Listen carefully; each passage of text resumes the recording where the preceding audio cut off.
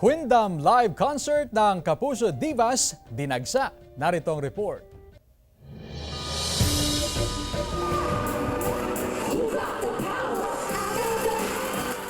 Powerful at palaban ang performances ni Rita Daniela, Thea Astley, Hannah Presillas, Marian Osabel, Jessica Villarubin at Julian San Jose sa kanilang concert na Queendom Live kagabi.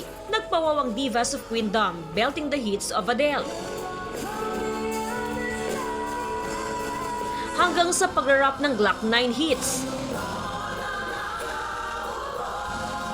Isa rin sa highlights ng Queendom Live ang kanilang solo acts. Dagdag kinang din sa concert ang special song and dance numbers ni Jeremiah Chanco, John Rex, Raver Cruz at pagkanta ng OPM hits ni Anthony Rosaldo at Gareth Bolden. Bukod sa fans ng Queendom na Queenies, full support at nag-enjoy raw ng husto ang mga nanood na Sparkle artists. Pati sina GMA Network Senior Vice President for Integrated News, Regional TV and Synergy, Oliver Victor B. Amoroso, GMA Senior Vice President for Entertainment, Lilibet Razonable, at Sparkle GMA Artist Center Vice President Joy Marcelo. Nasa Cloud9 lahat.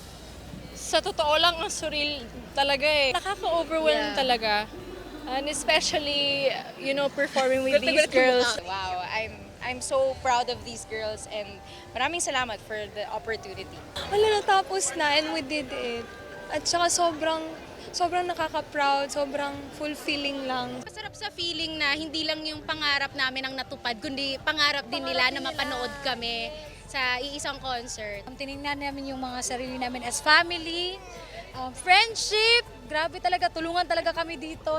Hoping ang divas na masundan pa ang Queendom Live.